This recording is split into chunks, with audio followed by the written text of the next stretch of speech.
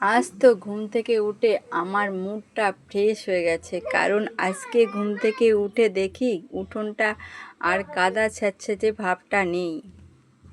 আর এখানে কিছুটা ঘাস জন্মে গেছে, ঘাসগুলো আমি তুলতে পারছিলাম না, কারণ প্রতিদিনই প্রায় বৃষ্টি হচ্ছিল আর কাদা ভেদের মধ্যে ঘাসগুলো উঠোনের মাঝে এইভাবে ঘাস থাকলে তো দেখতে একটুও ভালো লাগে না। তাছাড়া এই ঘাসের মধ্যে অনেক জীবাণু পোকামাকড় থাকবে, তাই এই ঘাসগুলো আগেই আমি পরিষ্কার পরিচ্ছন্ন করে ফেলি।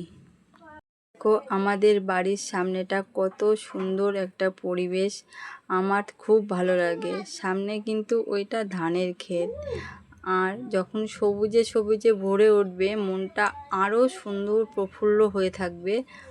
আমরা পল্লীগ্রামে পরিবেশে বাস করি, আর এই পল্লীগ্রাম পরিবেশটা আমার খুব ভালো লাগে।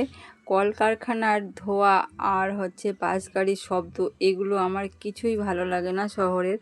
তারপর আমি দেখো কতগুলো বাসনপত্র ছিল, সেইগুলো নিয়ে আমি কলপাড়ে চলে এসেছি, আর এইগুলো সুন্দর করে মেজে ধুয়ে পরিষ্কার করে ঘরে তুলে নেব এখনই। আমার কিন্তু কাজ বাজ করতে খুব ভালো লাগে। আমি ভাবি কতক্ষণে কাজগুলো করে উঠব আর চারিদিকে সব পরিষ্কার পরিচ্ছন্নতা করব। এই বাসনগুলো মেজে নিয়েই চলে যাব ওই আমার উঠানের মাঝে গোল করে লেপতে।